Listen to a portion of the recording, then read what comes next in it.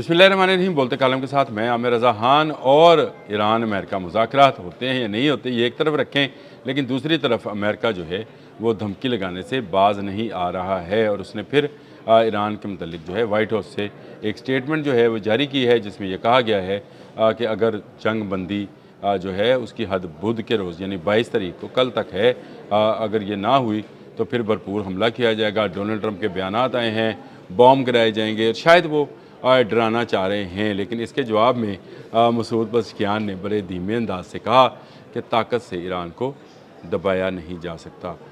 उसके अलावा बाकर कलीबॉफ ने कहा कि ये जो 2-3 हफ्तों की जो जंग बंदी है, इसमें हमने नए हथियार बना लिए हैं और ये हथियार जो हैं अब इस्तेमाल किए जाएंगे अगर हम पर हमला किया गया।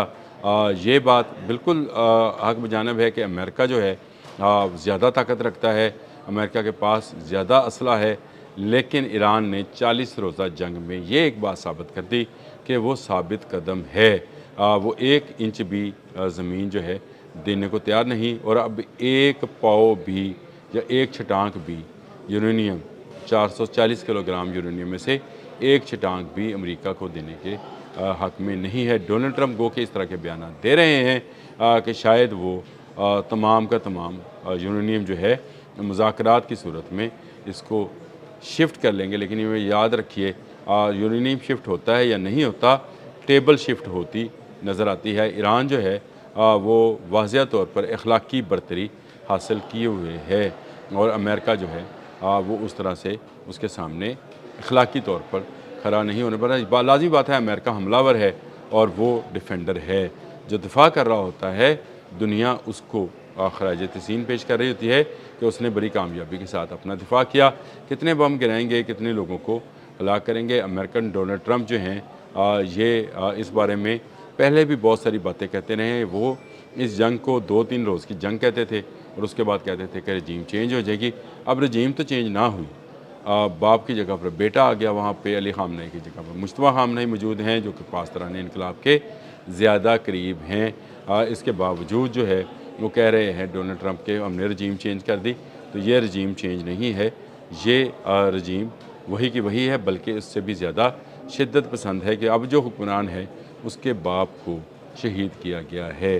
तो बाप का बदला हमारे यहाँ जो है जो क़िसास और दियत का कानून है इस्लाम में, उसमें बेटा ही लिया करता है, और बेटा जो है वो बदला लेने को तैयार है। किसी जगह पर भी ईरान ने कमज़ोरी नहीं दिखाई है।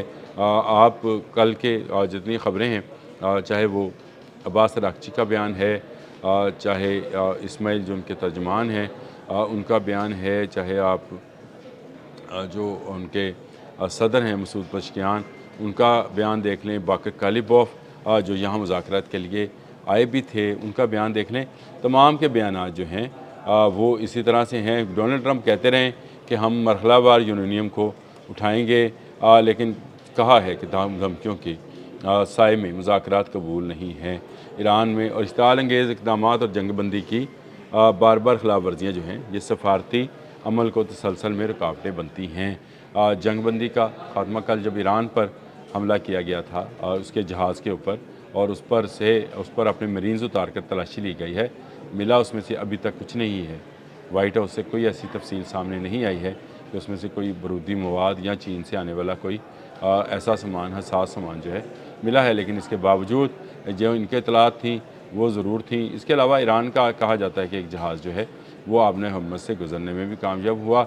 ईरान बिल्कुल हक बजानब है इस बात पे कि अगर आपने हम्मत उनके लिए बंद है तो फिर सब के लिए बंद होगी।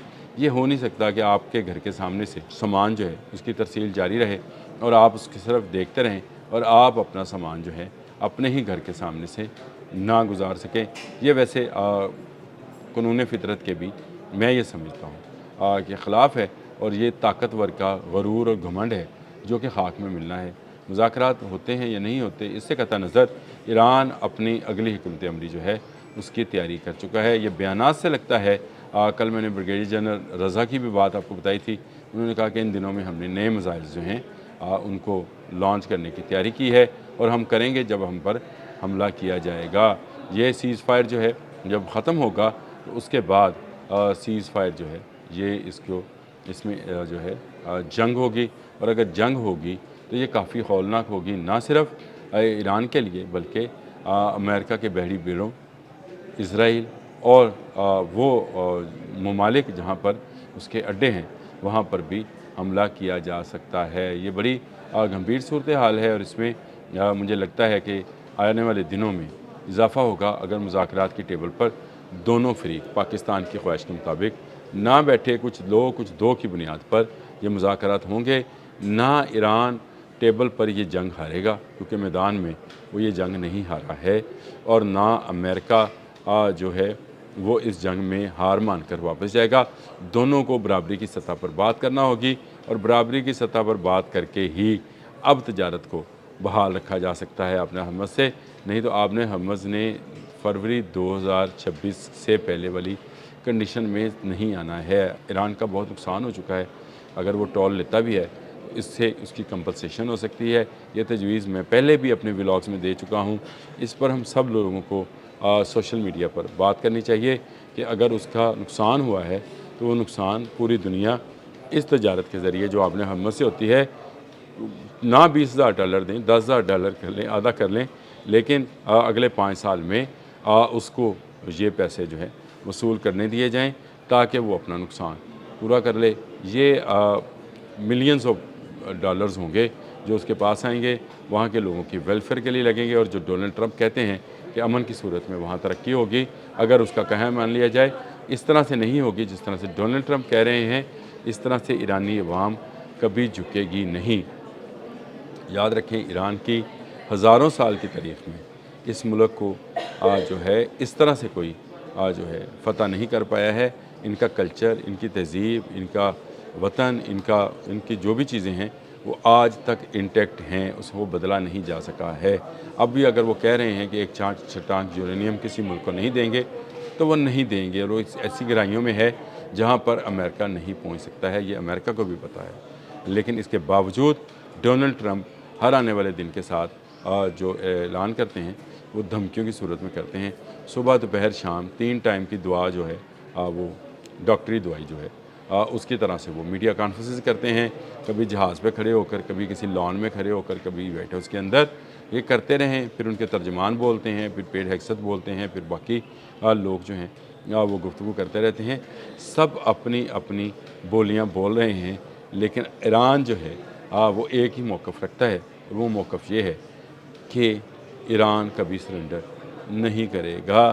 امریکہ کو برابری کی سطح پر مذاکرات کرنا ہوں گے، نہیں تو جنگ ہوگی۔ جنگ پہلے بھی 40 روز جاری رہی، جنگ آئندہ بھی جاری رہے گی۔ جنگ سے کسی کو کوئی فائدہ ہونے والا نہیں ہے۔ اب تک کے لیے اتنا ہی۔ اللہ حافظ۔